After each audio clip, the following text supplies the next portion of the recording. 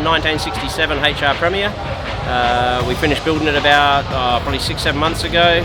Debuted at the Hot Rod Show, and we've just come back from Summer Nats. Yeah, we did really well. We aimed for the top 60, which we made. Did really well in the judging hall, and then with the driving events, we finished in the Magnificent 7. And then after that, we were blown away. We picked up People's Choice as well. So, I don't know, man. There's so many good cars over there. I think it's just I don't know whether it was one of those cars that people just liked this year. You know, we had a lot of support from WA as well. So yeah, it was great. A lot of people over there, and yeah, just a good result.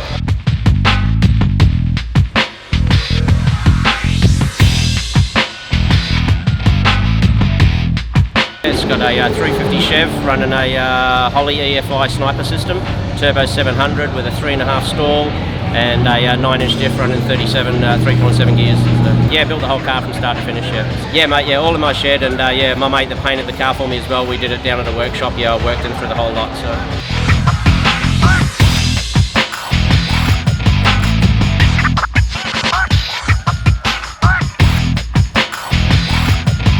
We support a lot of the local guys in Perth, so there was like Rare Parts, Todd from Rare Parts, Adam from Chronic Customs, Charlie from Custom Chrome, and then the guys that helped me build the car, which are, you know, Ierace Automotive, Frank and Tony, Sam from Sav's Auto Electrics, Phil Wall from Oldskool Custom Trimming. Yeah, and the main person that I need to thank is a guy, Mark Cook. He was the painter in the car, but he was there from start to finish, and I couldn't have built the car without him. He was amazing.